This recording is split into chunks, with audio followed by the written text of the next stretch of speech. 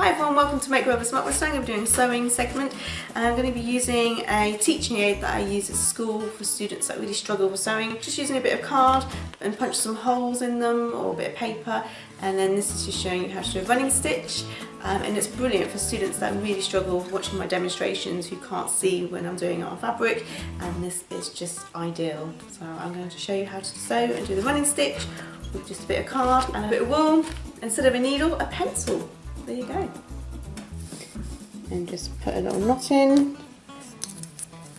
Just going to do a little quick granny knot. There you go. Okay. Obviously if you're sewing you would do the anchor stitch. I'm just going to put this through my pencil.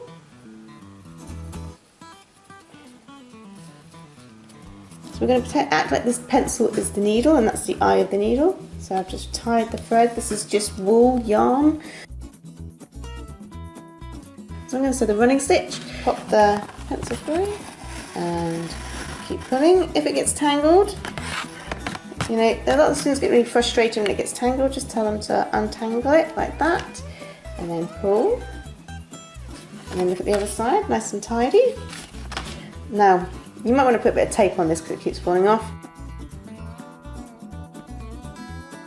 So then students think, oh, can you keep going in the hole? No, you're from behind now, so I'm going to keep from behind. You've got a gap there for the running stitch. I'm going to thread that through and keep pulling, make sure it doesn't get tangled at the back.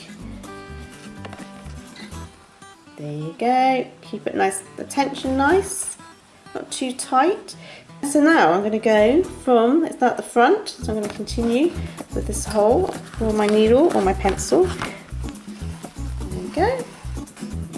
Keep it nice and tidy. And now I'm from behind the fabric, the card, and keep pulling it. If it gets tense, make sure you're keeping an eye on the back of it because it gets all messy. You don't want to get into a knot.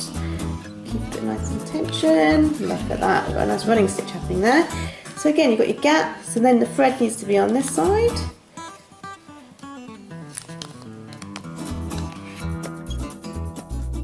Make sure it doesn't get all tangled. And look at that, perfect. And the holes are acting as a guide, keeping the stitches even and the spaces even as well.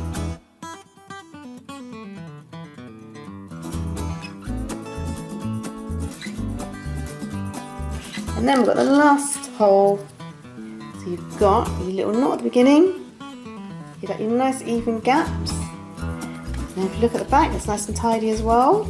Look at that, beautiful.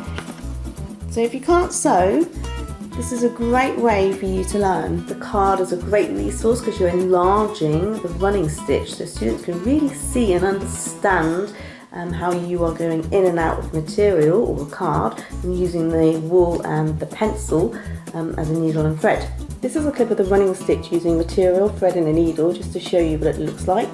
The card is just an introduction to beginners and then move on and progress with using material.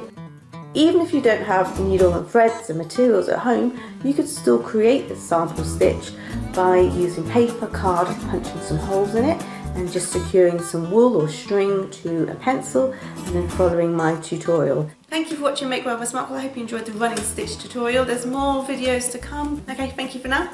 Bye!